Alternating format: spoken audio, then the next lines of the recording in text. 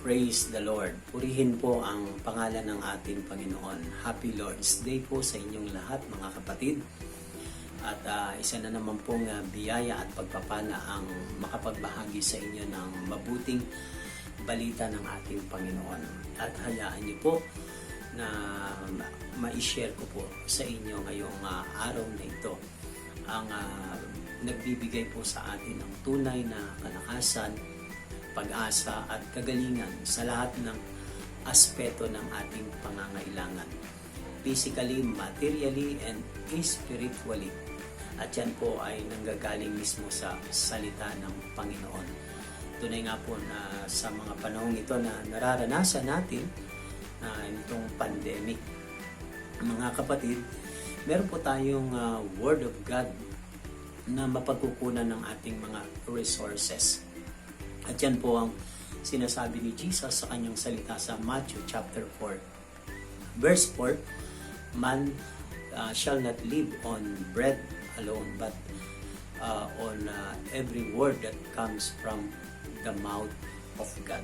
And ito po ang inyong kapatid, ang inyong kamanggagawa, ang inyong ka-prayer partners, Brother Guy Beresio po. Samahan niyo po ako and let me share with you the word of the Lord according to Matthew chapter 18 verse 15 to 20. Ganito po ang ating mababasa. If your brother or sister sins, go and point out their fault just between the two of you.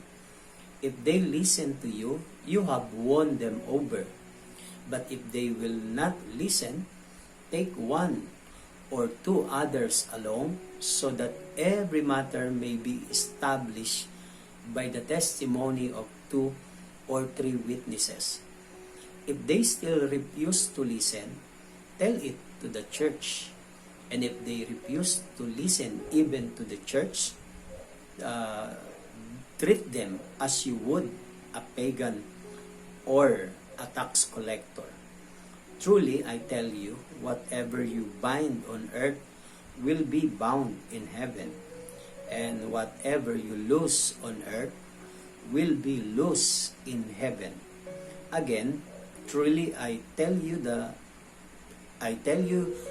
if 2 of you on earth agree about anything they ask for, it will be done for them by my Father in heaven. For where 2 or 3 gathered in my name, there am I with them. Purihin po ang pagkabasa sa mabuting balita ng ating Panginoon. At hayaan niyo po ngayon na tayo po ay bigyan muli ng mga words of encouragement from the Word of the Lord. Sa nabasa po natin dito ay pinapakita ng Panginoon na ang mga Kristiyano, ang mga mananampalataya, ay hindi maaring hindi tayo magkaroon ng tinatawag ng conflicts o magkaroon ng mga kaaway o kagalit o mga hidwaan, because a church is composed of sinners. Galing mga makasalanan tayo na tinawag ng Panginoon, and sometimes this is our struggle. Habang nabubuhay tayo at naglilingkod sa Panginoon, tayo po ay nagkakamali, nagkakasala, nakakasakit ng iba, o tayo rin mismo ay nasasaktan din ng ating mga kasamahan. This is part of our growth ng ating paglago bilang mga Kristiyano. Ika nga, sa isang pamilya ay meron nangyayaring pag-aaway, kaguluhan, mga kapatid.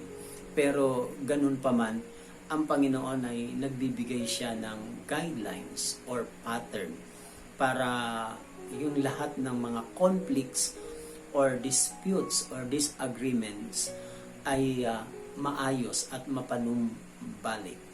Hindi nagsasabi na kapag tayo ay Kristiyano o mananampalataya ay hindi na tayo makakagawa ng kasalanan o magkakamali o makakasakit ng iba nating kapwa Kristiyano. Pero kung dumating man yun, merong mga binibigay ang Panginoon na principle or guidelines or pattern for reconciliation. This is what I'm going to share with you about the Gospel of Matthew 18:15 to 20, the pattern for reconciliation. Now, what should we do when we have conflict, o kung meron tayong mga conflict between our brothers and sisters na nagkakasala sa atin, o kung tayo man ay magkakasala na nagiging cause para ma-stumble tayo, mga kapatid. Binigyan tayo ni Jesus ng mga instruction for pattern for reconciliation. Now, let me give you the first pattern na sinabi ni Jesus sa reconciliation. Una, sabi ng verse 15, if your brother or sister sins, sabi doon, go and point out their fault just between the two of you. Ang binanggit po dyan is just between the two of you. Ano ibig po sabihin yan? Unang step na gustong pakita ni Jesus, keep the matter private. O talk to the person privately. Kayong dalawa lang, mga kapatid. Bakit po sinabi ni Jesus ng kayong dalawa lang, o just between the two of you? Kasi po, minsan nakagagawa tayo ng kasalanan unconsciously, no? We offend and hurt others. Hindi natin sinasadya. Minsan sa kanya sa iyo ay hindi mo intention na masaktan siya, pero sa kanya pala nakasakit 'yon. Merong mga ganong time na pagkakataon. So kapag ganun po ang nangyari, is sabi ni Jesus, puntahan mo siya ng sarilinan. Bakit po puntahan mo siya ng sarilinan at dalawa lang kayo? Para hindi po siya mapahiya. Kasi kung pag-uusapan po ang kasalanan ng public, ay dyan po tayo napapahiya, dyan po tayo lalong nasasaktan at hindi po natin matanggap. Kaya nga po marami sa atin ang hindi nare-restore o napapanumbalik ang isang relation kapag nasisira po yung kanyang pangalan, yung kanyang reputation. Bawat tao ay meron tayong iniingatan na reputation, mga kapatid. Now, kapag nagkasala siya, puntahan mo siya ng sarilinan. Ibig sabihin, talk to him, talk privately. Na ibig sabihin, wala pong nakakaalam kundi kayong dalawa lang. Kasi po kung publicly na malalaman ito, mapapahiya ang kanyang pangalan, at isa po yan sa pinakamasakit po na nangyayari sa buhay natin bilang Kristiyano. Kaya marami pong hindi bumabalik sa gawain ng Panginoon, hindi po maraming mga nagpapatuloy na maglingkod kasi po sila po ay nasasaktan, napapahiya, mga kapatid. Now, go to him, sabi dyan na with the idea of winning your brother, not winning the argument. Kasi yung iba po ay pag sila po ay nagagawa ng kasalanan at alam nila na sila ang walang mali at merong ibang nagkasala sa kanila, nagkakaroon kasi sila ng pride kasi sila yung tama, sila ang nasa right side. Tama po yun na kung tayo po ang nagawa ng kasalanan, tayo ang offended, mga kapatid. But we do not take this itong pagkakataon na ito na para i-blame yung ating mga kapatid na nagkakamali at nagkakasala sa atin. Ang gagawin natin is magkaroon tayo ng tinatawag na idea of winning.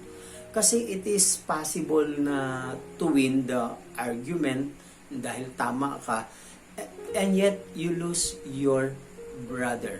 So, ano namang ang saysay o value kung nanalo ka nga, napatunayan na ikaw nga ang tama at mali ang iyong kapatid, hindi mo naman nabalik na ibalik, na restore ang inyong relationship. Ang pinakamaganda dito is nandoon ka sa tinatawag na motive na na gusto mo siyang maibalik, ma-restore. Because napakahalaga po ng relationship sa Panginoon. Naalala niyo po ba yung sinabi ni Jesus doon sa Mateo chapter 5:23 verse 24? Sabi doon, "Therefore, if you are offering your gift at the altar, and there remember that your brother or sister has something against you, leave your gift there in front of the altar. First, go and be reconciled to them. Then, come and offer your gift." Napansin nyo yung salita doon na first go and be reconciled to them. Yung word na reconcile. So, we must not go about condemning o blaming the offender, ang ating mga kapatid, or spreading the gossip. Kasi po, madalas sa atin, pag nagagawan po tayo ng mali o nagkakasala sa atin ang ating mga kapatid, ang ating kapwa, dinadala po natin sa social media, pinopost natin sa Facebook, sa social media. Kaya po, instead na ma-win po natin siya, lalo po siyang napapalayo kasi buong mundo ang nakakita at nakakabasa sa social media, napapahiya siya. So, anong nangyayari? Lalong hindi mo siya maipapanumbalik sa Panginoon. So, our concern here is to restore our relationship and he or she, yung kanyang relationship sa Panginoon. So, for Jesus is relationship. Jesus is much more concerned about the relationship than offerings. Kahit naman gaano ka ka-gifted, kahit gaano ka naman ka-skillful, gaano ka kahusay, kagaling, kung sira naman ang iyong relationship sa iyong kapwa, hindi ka pa rin kalulugdan ng Panginoon. Kaya sabi ni Jesus, leave your gift at the front of the altar and be reconciled and come back and offer your gift. Yun po ang sinasabi ng Panginoon. Dahil sa Panginoon, mas kalugod-lugod sa Kanya ang magandang relationship kaysa sa meron pong tinatawag na kaaway o conflict. Now, when we do this, brothers and sisters, we must be carried out in love, no? Kasi yung kaya mo gagawin ito dahil sa pag-ibig o sa pagmamahal mo sa iyong kapatid. Ang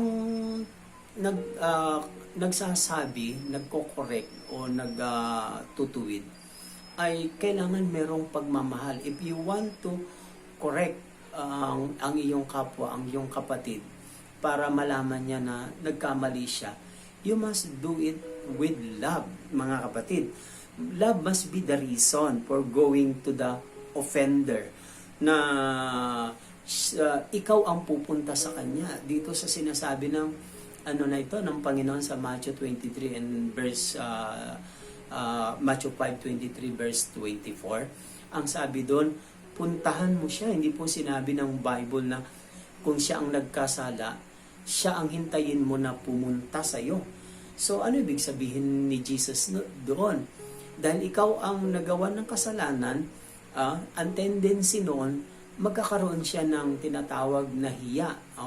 Magiging awkward siya o may hiya siya. Kaya hindi siya makakalapit sa iyo. Kaya you have to take your initiative. Kasi ang Diyos sa Bible, siya naman po ang laging nagkakaroon ng initiative. Every time na kukumit din tayo ng kasalanan, ang Diyos ang kumikilos para makabalik tayo sa Kanya. Because by our nature, pag nagkakagawa tayo ng kasalanan, lalo tayong lumalayo sa Diyos, nahihiya tayo sa Kanya.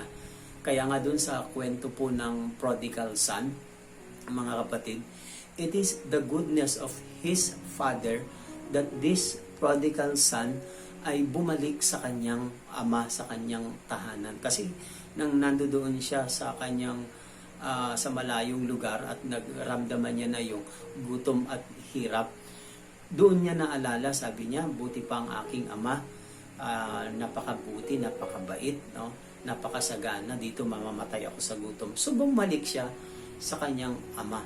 Now, mga kapatid, ganun po yung ideya na you must be carried out of love or with humility, mga kapatid. Sabi doon ng Galatia 6, chapter 1, verse 4, sabi ni St. Paul, mga kapatid, kung may mahulog sa pagkakasala, o may mga nakakagawa sa atin ng kasalanan, nahuhulog sila, kayong pinapatnubayan ng Espiritu ang magtuwid sa Kanya. Gawin ninyo ito ng buong hinahon. Yung ibig sabihin ni Pablo na gawin nyo ito ng buong hinahon with humility. Mag-ingat kayo, baka kayo naman ang matukso. Now, ito pinapakita ng Panginoon dito sa atin is the first pattern is sabi dyan is keep the matter private. Talk to the offender, sabi ganon, ng privately, just between the two of you. You have also to protect his reputation, hindi lang yung sayo, mga kapatid. Kapag ginawa mo yan, mga kapatid, then sabing ganun, mapapanumbalik mo ang iyong relasyon sa Kanya at lalo na sa Diyos. Yun ang binabanggit dito ng ating Panginoon. Now, yung unang step, hindi po yung nagsasabi, nagpapakita na yun po ay nangyayari kaagad.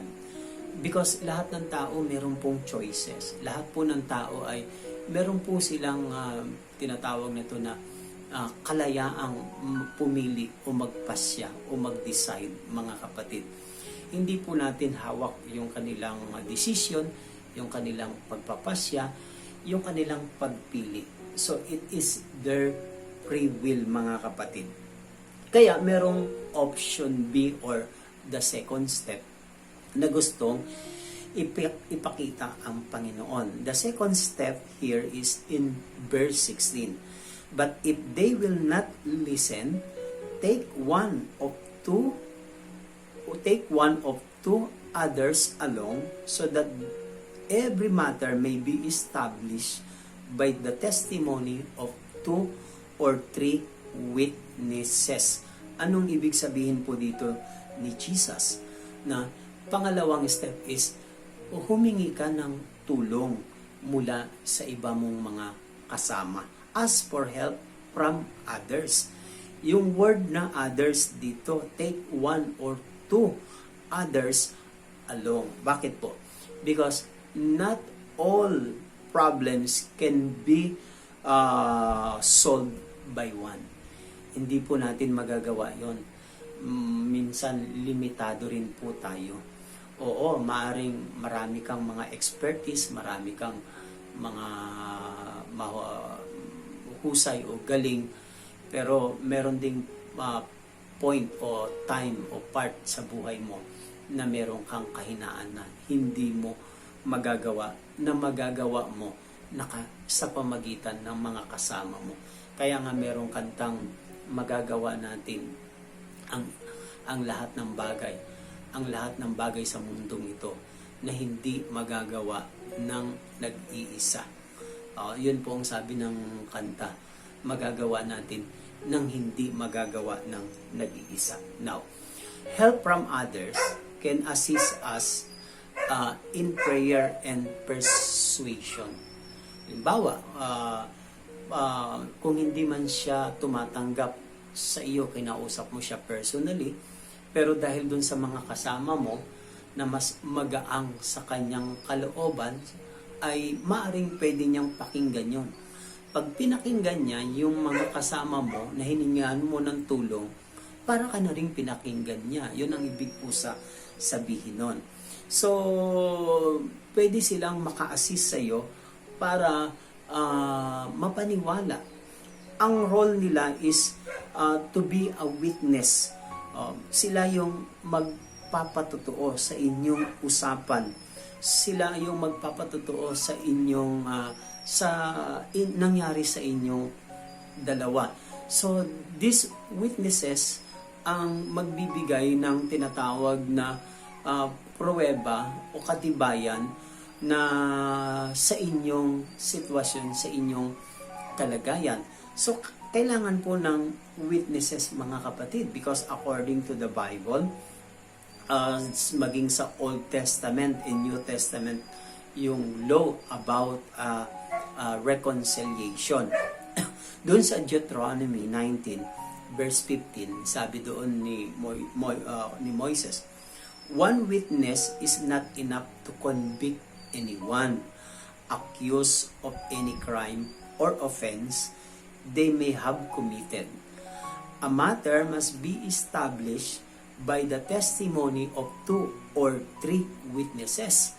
Ang pagkabanggit po doon ay may mga bagay daw po na kailangan na yung mga bagay na dapat pagkasunduan ay sa pamagitan ng testimony ng 2 o 3 saksi. Bakit po? Kasi po pag marami po ang nakakakita at nakakaalam ng totoo na pangyayari, doon po nai-establish ang truth, mga kapatid. Kasi kung walang witness, paano natin malalaman ang totoo kung walang nakaka-witness, mga kapatid? Now, even in the New Testament, sa 2 Corinthians chapter 13, verse 1, this will be my 3rd visit to you, sabi ni St. Paul sa Corinthians. Every matter must be established by the testimony of 2 or 3 witness. Now, anong sabi niya? Mayroong problema ang mga taga-Korinto. Meron din silang mga conflicts. Pero sabi niya, every matter must be established by testimony of 2 or 3 witnesses. So, even si St. Paul, naghahanap din siya ng pruweba na katibayan na kung totoo nga ang mga nangyayaring conflicts sa church ng Corinthian. Kapag ang kasalanan ay hindi natin madidil ng with honesty, lalo lang itong magi-spread, lalo lang itong kakalat ng kakalat at marami pang masisira. But pag ang kasalanan ay ma-deal natin honestly na mga kapatid, then mag-i-stop ngayon ang kasalanan, mapuputol because of people na they are honest to witness, mga kapatid. So, nakakatulong talaga. So, ganyan kaya nga tayo tinawag na prayer partners because we need each other. Hindi tayo tinawag ng Diyos na nag-iisa. Hindi tayo tinawag ng Diyos ng isolated. Kailangan natin ang bawat isa na sila ang nakakatulong every time na meron tayong conflict. Most of our problem inside the church is nasusolve natin because meron tayong mga kasama na tumutulong para manalangin, para inganyuhin, para bigyan ng advice. That is yan yung nagagawa ng help from others, ika nga, matutulungan tayo. The third one, kung sabi doon, kung hindi pa rin siya makinig, kinausap mo ng sarili niyan, nagdala ka ng mga kasama para magpatotoo, hindi pa rin siya nakinig, meron na namang option 3 na binigay si Jesus na pattern. Sabi niya sa verse 17, if they still refuse to listen, tell it to the church. And if they refuse to listen even to the church, treat them as you would a pagan or a tax collector. Anong sabi dito ni Jesus? Tell it to the church. Pangatlong step is ask the church for help. doon mo sabihin sa iglesia. Hindi natin masosolve ang problema kung dinadala natin kung saan-saan. Kasi ang church dito na ibig sabihin ni Jesus, it means the local assembly of believers. The church, the local assembly of believers na binigyan ng Diyos ng authority, ng kapangyarihan, mga kapatid. Ito yung mga believers na meron silang mga responsibility to bring to responsibility to use the God's guidance in seeking discipline members. Kaya lahat yan ng mga group, organization, even in politics, especially sa gawain ng Panginoon, naglalagay ang Diyos ng mga authorities, ng mga namamahala, namumuno para sa kapakanan ng mamamayan o para kung sa church, para sa kapakanan naman ng mga believers o mananampalataya. Now, the church has the power and authority to discipline and to correct and to discipline. Hindi po tayo ang magde-decide. Hindi po tayo ang huhusga. Hindi po tayo yung magbibigay ng ating judgment, kundi ang church. The church has authority to discipline its member. Yung binasa po dyan na, sabi dyan, na tell it to the church. Meron silang power na mag-decide in conflicts and discipline. Kasi kung ilalagay mo ito sa kamay mo ang power and authority to decide para dun sa iyong kapatid na nagkasala sa iyo, mga kapatid, baka makagawa ka rin ng kasalanan, no? Baka ikaw pa ang makadagdag din ng kasalanan. Dito binibigyan tayo ng Panginoon na para maging safe tayo, maging ika nga ay hindi tayo madungisan at hindi tayo magkaroon ng makagawa ng kasalanan sa ating sarili. At least the church ang magde-decide, the power and authority of the church ang magde-decide kasi sila ang binigyan ng Diyos ng power and authority, mga kapatid. The church has the power not only to to decide in conflicts and discipline, mga kapatid. The church has the power to excommunicate the unrepentant members or believers. Doon sa New Testament, dito sa New Testament, meron ding mga sinulat si Pablo na mga advice niya, lalo na doon sa Corinthians. Sabi niya, and you are proud. Sabi niya sa 1 Corinthians 5, chapter 5, verse 2, and you are proud. Shouldn't you rather have gone into mourning and have put out of your fellowship the man who has been doing this? So, binigyan niya ng warning itong mga taga-Corinthians. Sabi niya, nagmamalaki pa kayo. No? Sabi niya, dapat magsisi kayo, mamighati kayo. Sabi niya, alisin niyo sa fellowship ang mga taong gumagawa ng tinatawag na kahalayan, sabi niya. Binanggit din yon sa letter ni Titus chapter 3 verse 10. Warn a divisive person once and then warn them a second time.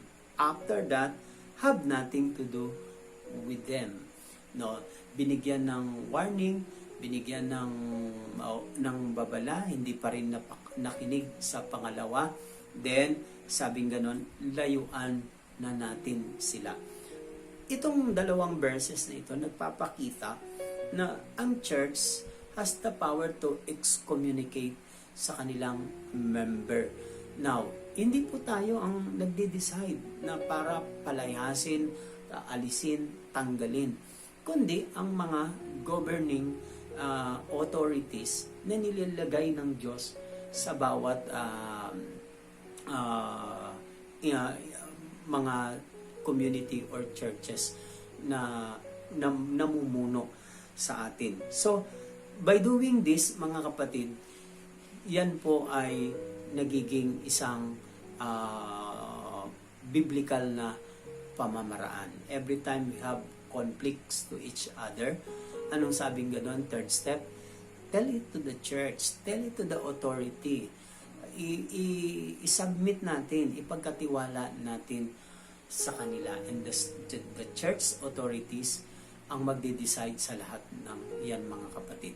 Kaya dyan pumasok po yung tinatawag dyan po sa verse ng verse 18. Sabi dyan, truly I tell you, whatever you bind on earth will be bound in heaven, and whatever you loose on earth will be loose in heaven. Ito pong sinasabi ni Jesus dito. This is not only for binding and prayer, yung nagkakaroon tayo ng binding sa prayer natin, na kung ano daw yung talian natin dito sa lupa, tatalian sa langit, at ano ang ating pakawalan dito sa lupa ay hayaan din ng pakawalan doon sa langit. Ito po ay ginagawa ng Diyos na sumang-ayon siya sa desisyon ng church authorities. If the church seeks the God's guidance or tinatawag ng God's will. So, kapag ang desisyon ng church, ng authorities is not according to the will of God, hindi sasang-ayon ang Diyos.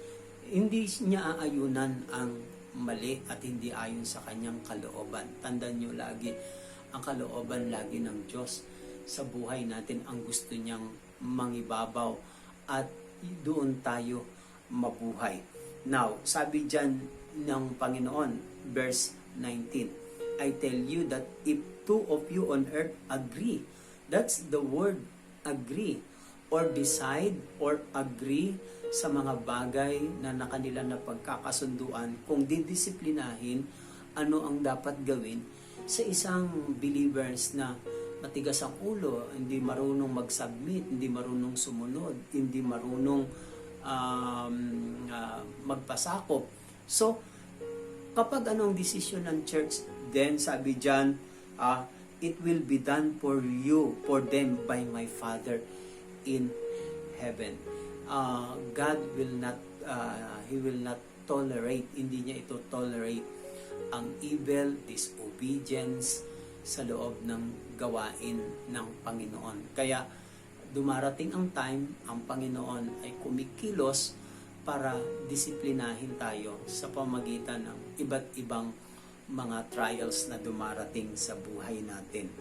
Kaya sabi ng Panginoon, kino-confirm niya, where two or three gathered in my name, there am I with them. Ibig po sabihin, every time the church decide according to God's guidance and according to God's will, kasama daw natin ang Panginoon. Ibig sabihin, binibigay ng Diyos sa atin yung kanyang tinatawag na approval or blessing, mga kapatid. Pero sa kabilang banda, kung titingnan pa natin itong sinasabi ni Jesus sa verse 18 and 19, kung tayo po ay laging sama-samang nananalangin, nagkakaisa po tayo, na nabubuhay po tayo ng harmonious, we live peace to each other, ando doon po yung unity, ando doon po yung pagmamahalan bilang magkakasamang naglilingkod sa Panginoon, mga magkakapatid sa Panginoon.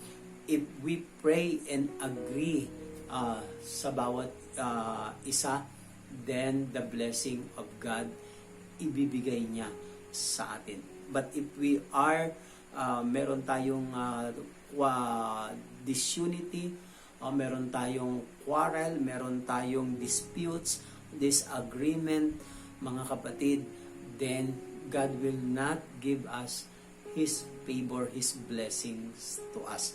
So, saan bumubuhos ang biyaya at pagpapala ng Diyos, mga kapatid? Kapag tayo po ay harmonious, tayo po ay united with love, humility, and submission. Wala pong mahirap sa Panginoon na gagawin niya sa buhay natin if we are obedient and submission to His Word. Now, anong gustong ipakita sa atin ng Panginoon? Napakahalaga talaga ng relationship, mga kapatid. Aanin mo nga naman kung marami kang blessing materially, no? Aanin mo nga naman kung maganda ang trabaho mo, maganda ang position mo sa trabaho mo, o marami kang pagpapala, and yet you don't have a good relationship with your brothers and your sisters. So, napaka-importante po ng relationship. Every time na tayo po ay dumadaan sa ganitong conflict, gamitin po natin ang biblical principle na binibigay sa atin ng Jesus na pattern for reconciliation. Hope and pray na bigyan tayo ng konting words of encouragement every time we face this kind of conflict sa ating loob ng ating gawain ng Panginoon. Kaya nga po, huwag tayong manghina at manglupaypay, sapagkat ang salita ng Diyos ay patuloy nagbibigay sa atin ng reminders, ng paalaala. Ang kailangan lang natin is acceptance, humility, and submission to the Word of the Lord. Sabi nga ng Santiago, I think chapter 4 verse 6, sabing gano'n na God resists the proud and He gives grace to the humble, mga kapatid. So, hope and pray na napagpala tayo sa konting sharing na ito ng mga words ng Panginoon. At kung nais po ninyo na makasama ko kayo sa pagpapalaganap ng mabuting balita ng Panginoon, mga words of encouragement na ito, you can like and you can share and especially subscribe to this video, this channel, mga kapatid, upang makasama ko kayo sa pagpapalaganap ng good news, upang marami pa ang patuloy na biyayaan ng Diyos ng kalakasan, pag-asa at kagalingan. Hindi man kayo marunong mag-talk, hindi man kayo marunong mag-preach,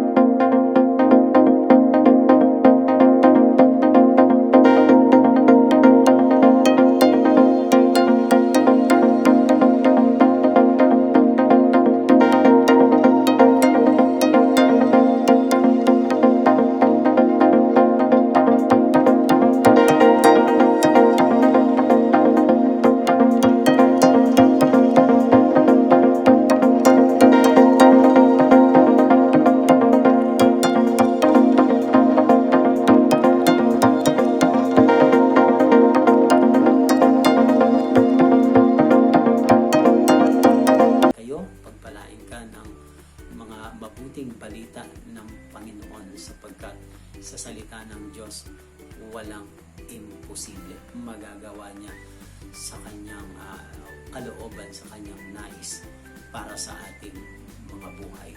So, sa susunod po ulit, hope and pray na patuloy tayong biyayaan, pagpalain ng mabuting balita. Ito po ang inyong lingkod, ang inyong kamanggagawa, prayer partner, Brother Guy Beresio.